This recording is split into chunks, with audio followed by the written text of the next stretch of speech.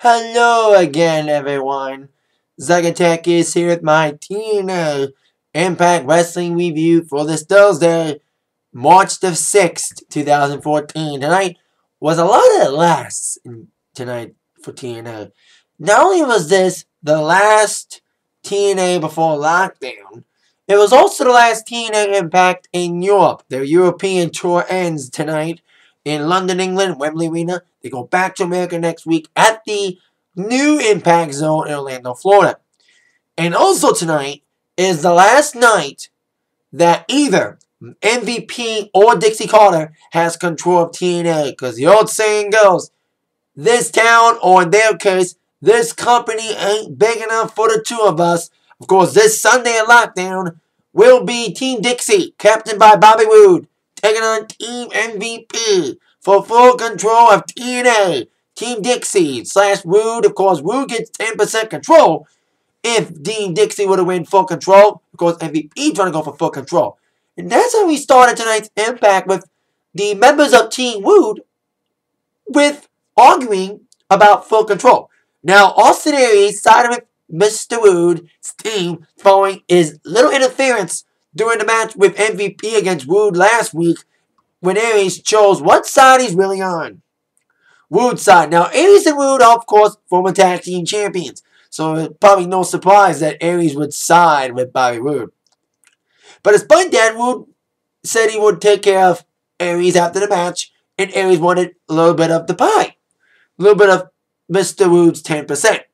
The Bromans, his other tag team partners who won back the tag team championships over the American Wolves over the week in Japan, after losing the house show last week, said that they wanted a piece of the pie. As everyone was arguing about who's going to get a piece of the pie, Roode's saying, laying down the law, saying, I'm the one who's got the control if I win. If we win, that's the main focus. We win the match. So here comes MVP. At the time, MVP was 3 men against 4. Of course, the 4th man was yet to be determined. Yet I predicted who I thought was going to be the 4th man, and I was right. Jeff Hardy, or Willow, is going to be the 4th man involved in the TNA Lethal Lockdown match for full control of TNA. And Dixie Carter was in the ring when MVP made that announcement, saying that it doesn't matter who you get. I have an insurance policy. Basically, Dixie's got a plan off her sleeve that'll ensure that she will have this match in the bag and will gain control of TNA by her lonesome, not having to share it with MVP. I even said this when MVP debuted, and I think this whole storyline of him being the investor may last short, and he'll be back to being a wrestler and not being an investor. Probably still be in TNA if he does end up losing this Sunday in the team-wise. And as much as I want Team MVP to win, because I don't want Dixie in control anymore storyline-wise, I think with Dixie saying something's going to be up her sleeve, some screwiness is going to happen, and Team Dixie will probably prevail. But we'll see what really transpires this Sunday. Well, basically this Sunday, the luck goes sometimes to the winner of the main advantage. And we would kick off with a 6-man tag involving 3 men of each team. Jesse's tag team partner, Robbie E, teaming up with Aries and Roode. I love when Roode got in MVP's face saying, listen, you son of a bitch! You know it ain't TVPG now, motherfucker. Boom, got into a fight that led towards this match happening, with MVP teaming up with the Wolves against, like I said, Jesse's partner, Robbie E, and Roode and Aries. Now, it looked like MVP's team was going to roll on in to get the man advantage. They looked very good, especially the Wolves. I've always said about the Wolves the last couple weeks, my reviews of TNA, that they are excellent. But I'm kind of ashamed that they only had the championships for 1 week. But I think they took them off because they already had these Impacts taped. So they probably wanted a good reason to still. They wanted consistency, contingency. They don't want to be like 1 week. The Wolves have the championships, yet they don't have them on the taping. So maybe they'll get the belts back after lockdown. Maybe at the Impact next week in Florida, when taping schedules are back to normal. Anyway, MVP got the first elimination early as the Wolves took care of Robbie E, and MVP picked up the scraps as MVP eliminated Robbie, the first man eliminated was a 3-on-2 advantage. But still proving they had their prowess from being tag team champions, Aries and Roode would come back to, like I said, they were former tag team champions, so they regained the tag team glory as Aries would kind of help Roode get down to 3-on-2, from 3-on-2 to 2-on-1. As indeed, Aries would help Roode get rid of MVP after MVP was taken down by Roode, and Aries held on to Roode's foot on the rope as Roode was getting extra leverage, and really extra by Roode's legs being held down by Aries.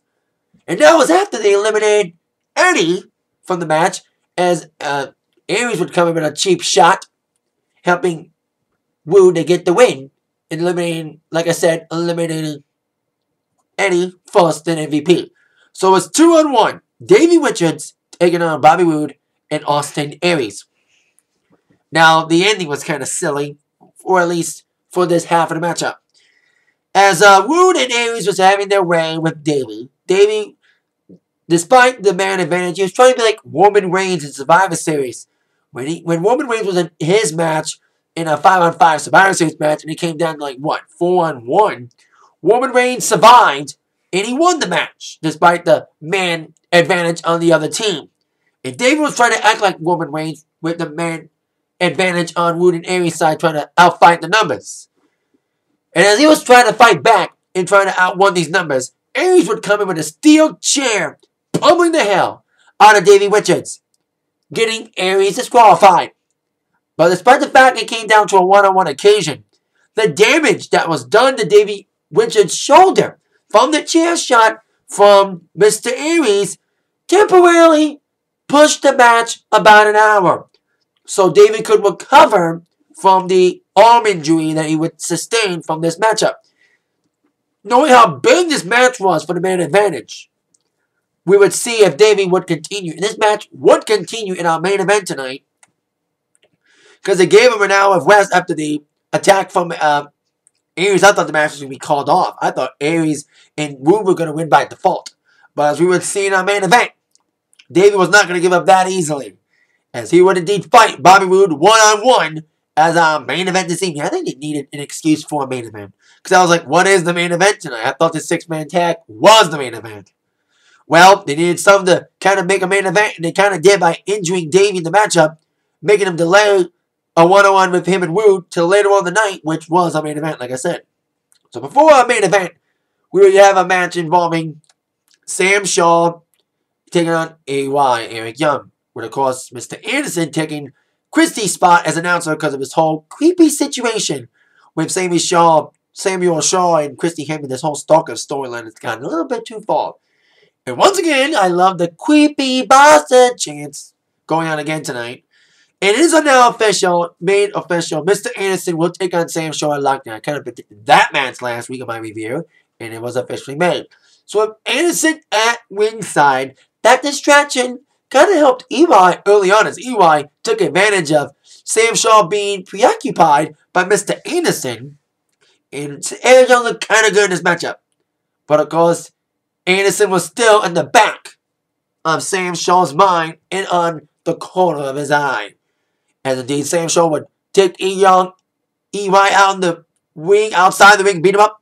And of course, he would get his hands on Mr. Anderson, causing a disqualification. I was trying to say a no contest after Shaw and Anderson got involved in a little bit of a brawl. They would later go on to the back as Sam Shaw was looking for Christy the entire evening.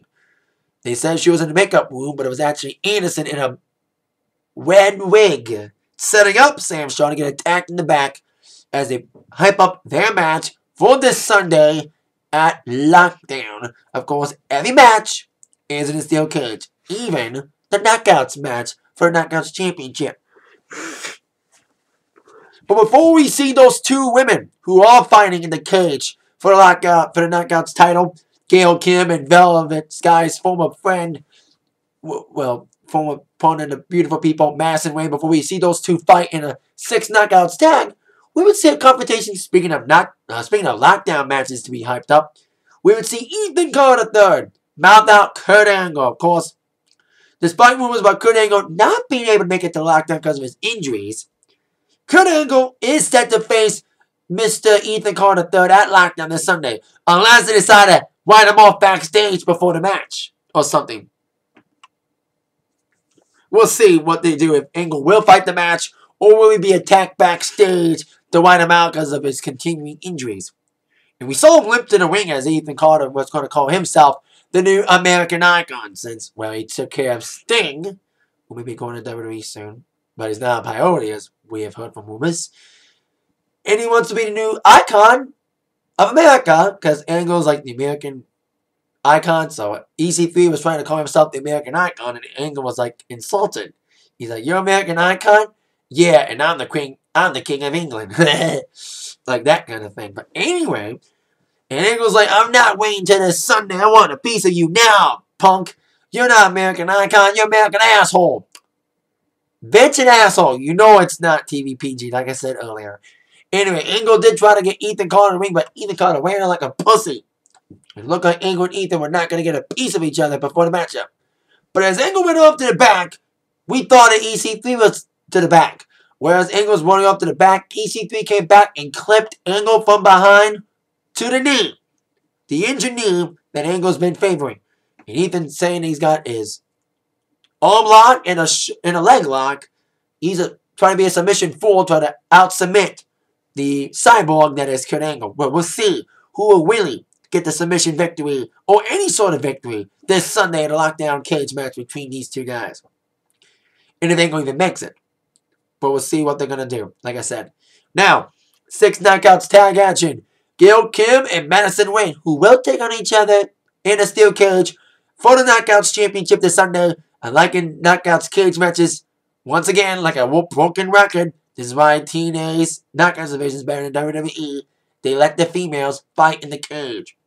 Anyway, we would have these two captain their 6-person, 6-knockout team as Gail Kim would team up with Lady Tapa and the alpha female, Chris Sabin in the corner, to take on Velvet Sky, ODB, and Madison Rayne. Now, this is a kind of a mini rematch from last week. It was Velvet Sky and Madison Rayne taking on Lady Tapa and the alpha female. With a lot of interference from Gail Kim and Chris Sabin, Lady Tapa and alpha female would get the victory. And a post-match attack would lead ODB to the ring to make it even 3-on-3. Well, 4-on-3. You know what I meant. Like 3 knockouts against 3 knockouts. So we will be a 6-person, 6-knockout tag tonight stemming from those events from last week. And of course, like last week, Velvet wanted to get her hands on either or both Chris Sabin and or, like I said, the alpha female. Now, of course, Madison wanted a piece of Gail, which they did to kick off the matchup with these two duking it out. This decent little knockouts tag team affair. But of course, ODB, after Madison Rayne took care of Gail a little bit, got the Bronco Buster rolling. But like I said, Velvet got the tag in, and she got involved, getting her hands again on Velvet's arch nemesis this time. Well, one of her arch nemesis, or arch nemesi, whatever the right pronunciation is, the right grammar. I apologize for that. The Velvet enemy known as the alpha female. But then the referee got distracted by Lady Tapa beating up on Velvet's partners, Gail and Madison. With the referee prone to that distraction, Chris Sabin got into the ring. It was ready to hit Velvet with the steel chain he was carrying around. But then the referee caught him. He never used it though, because Velvet kicked him in the balls again and tossed him outside the top rope. Off the top rope to the ring. Outside the ring, should I say. But that distraction, Velvet was going to be punished as Alpha Female would try to take advantage of the Chris Sabin distraction, ready to lock in the full Nelson on Velvet.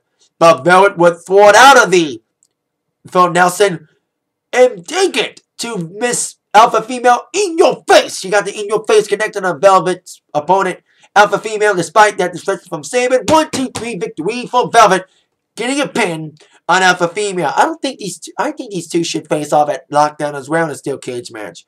But it doesn't look like at this time that Velvet will take on, probably, if they would have a one-on-one match, I bet you it would be one-on-one next week in Lockdown. Not Lockdown, but also probably next week in Impact.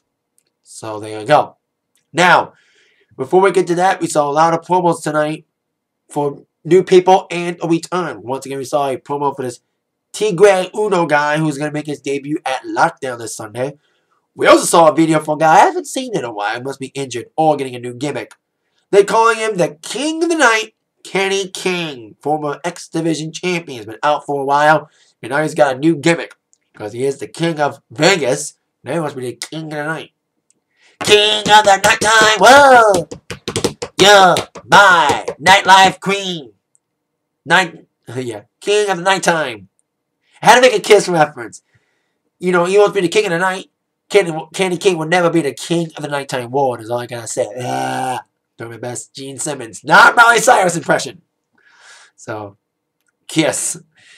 Nice try, Kenny King. You're not the King of the Nighttime Ward, you're just King of the Night. So, anyway, after we saw that promo, we would see another match for Lockdown being hyped up. Gunner and James Storm. Now, the James Storm, of course, turned his back on Gunner last week. We saw the big brawl last week in London that took it all the way to the back of the arena. And, of course, these two are going to face up at Lockdown. But James Storm wants to make it more violent than it already is. A steel cage match is pretty violent. But can you only imagine a steel cage last man standing match? In a cage garden sounds brutal. Once again, the difference between TV14 and TVPG. Now, as of this moment, the last man standing stipulation is not applied to this match yet. So we're going to find this out probably Sunday. But Gunner and Storm got it on again. But it was Storm who delivered a low blow to Gunner, getting him down to his knees, hitting it up with a super kick. Now, Storm was a heel before, turning his back on his American Most Wanted partner, Cowboys former partner, Wildcat Chris Harris. I mentioned that last week. So once again, this ain't the first, like I said, this ain't the first time Storm turned his back on his partner. His partner turned his back on him, of course, referring to Bobby Roode and the breakup of Beer Money. But it is only the second time in Storm's career that he was the one that ended attacking by turning his back on his partner, turning his back on Chris Harris, albeit more violently when he blinded him. And then, of course, to screwing Gunner the world title that set up the match for Lockdown. And before we get to the result of the main event, which was the man advantage, as, of course, Davey Richards, which took on Bobby Roode, we got some other matches added, apparently. Take that I told you that Tigre Uno will make his debut this Sunday. Apparently, he'll be in a 6-man tag, along with Sanada and one of Japan's greatest wrestlers, the Great Muta, returning to TNA, taking on Bad Influence and Chris Sabin. That should be intriguing. So there you go. That's the match added for Lockdown. But like I said, leave the Lockdown. Man advantage was determined in a main event. Despite the shoulder injury he sustained earlier on in the evening, of course, the pride of Mr. Davey Richards was showing strong. But early on, it looked like Davey's head was not in the game, and he was way over his head, should I say. Whereas Bobby Roode, of course, he knew the target. That despite Davey Richards' pride, he knew that he had a target. The weakened arm. And that's what Roode went for. He weakened that arm a lot and really banged on it during the early half of this decent little matchup. But of course, despite the punishment dealt by Mr. Roode, Davey Richards tried to hold on strong. And having the lingering pain, Davey Richards fought on and delivers a big move, including a big dropkick off the top rope, and ready to fight on strong and really fighting on because he knew how important this match was. He was not going to let an injury stop him from getting the man advantage for his team at Lockdown. But whether it's leave the Lockdown or, of course, the War Games back in the day, of course, the War Games always had the man advantage, you know, 1-on-1. And, of course, the team that got the man advantage got the 2-on-1 and 2-on-2, then 3-on-2, then blah, blah, blah, blah, blah. And usually the heels, most of the time the heels got the man advantage. I think the TNA, the good guys have gotten it in the past. You know, I think Team Angle a few years back got it. You know, but sometimes the heels do get the man advantage. Most of the time, whether it is TNA or WCW, back in the War Games era, that the heels do get the advantage, and boy, oh boy, did they. Despite trying to overcome the pain of his shoulder. Of course, the shoulder was targeted yet again by getting his shoulder rammed against the post for Roode to set up the crossface in the pain of course, the crossface focusing on the shoulder of Mr. Davey. Davey had no other choice but to tap out. So Bobby Roode and his team of the Bullmans and Austin Aries will get the man advantage against Team MVP. Of course, MVP the Wolves and the returning Jeff Hardy. Or will it be Willow? Who knows? If Jeff Hardy is going to come in as himself or as his new alter ego, Willow, who we saw another promo from tonight. Now over the last segment, trying to hype up a lot of hyping for matches tonight for Lockdown. The Lethal Lockdown was hyped with a match, the 6-man tag that turned into a one-on-one encounter with the elimination stipulation. Gunner and Storm was hyped up. Garen Madison was hyped up with the 6 knockouts tag. Sam Shawn, Mr. Anderson was hyped up with the attack in the match with Sam Shawn and Mr. Young. And now the main event would be hyped up. Magnus versus Samoa Joe. Now, of course, Magnus is interested and very nervous about his title reign coming to an end because he knows that this Sunday he doesn't have the advantage because it won't be on the Magnus rules, the no DQ and all that shit. This match will be on the Joe rules, which means you can win by knockout or tap out. That's the only ways you can win this match. No pinfalls involved in this affair. So Joe came out first saying, Magnus, I want a piece of you now. So Magnus and Joe would come face to face. And Magnus is like, Joe, you and I, we've been through a lot. Former tag team champion partners. Of course, 4 members of the main event Mafia. And you turned your back on me, blah, blah, blah, blah, blah. And I'm the guy who's going to defeat you this Sunday at Lockdown to retain my TNA World title.